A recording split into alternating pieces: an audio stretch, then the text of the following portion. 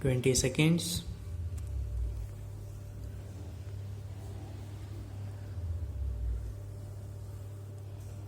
Be ready. 10 seconds.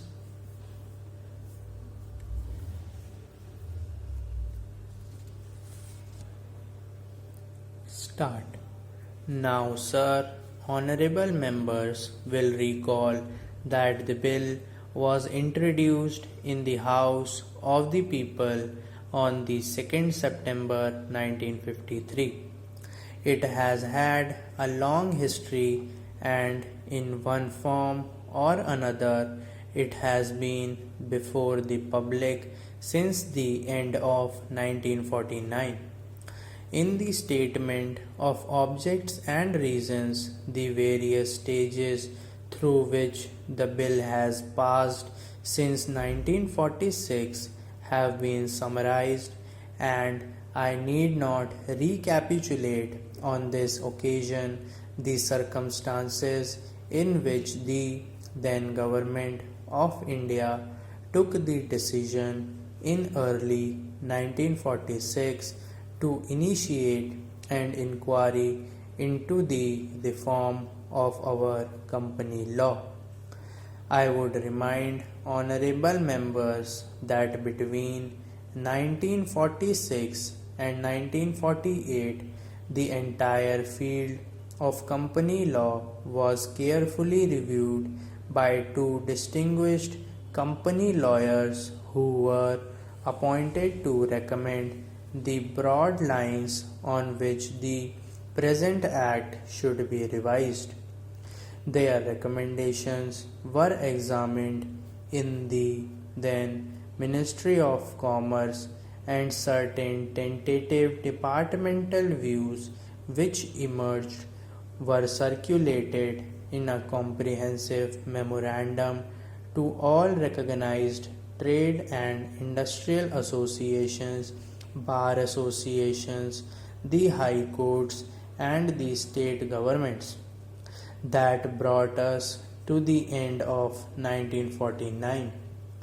Many representations on this memorandum were duly received from chambers of commerce, trade and industrial associations, state governments, and the general public.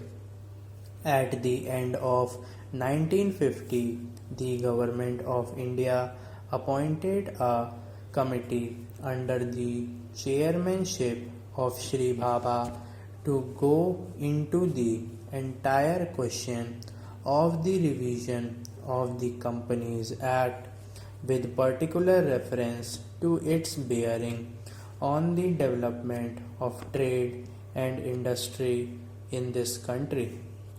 This committee examined a large number of witnesses in many parts of the country and submitted its report in March 1952.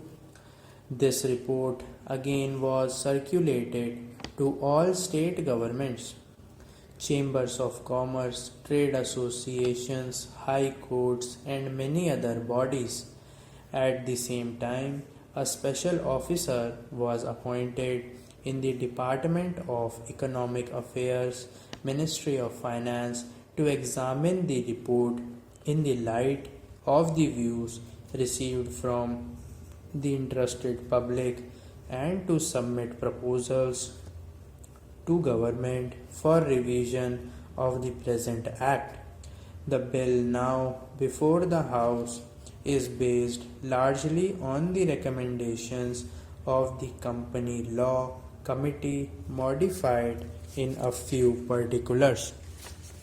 Honorable members will notice that so far as public relations go, the bill has covered adequate ground. In a measure like the Companies Bill, however, which covers the entire field of the operation of joint stock companies, the limits of consultation and discussion can never be exhausted, and I would like to inform honorable members that although the bill was introduced in Parliament Over 7 months ago, our officers have been engaged throughout this period in further studies and informal discussions with the interests concerned, and on occasions I have also participated in such discussions.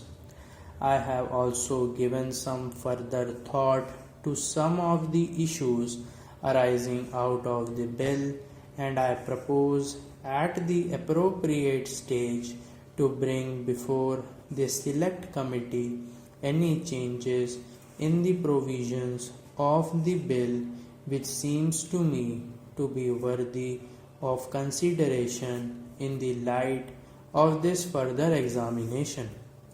No honorable members will have noticed that the bill contains 6 clauses and 12 schedules.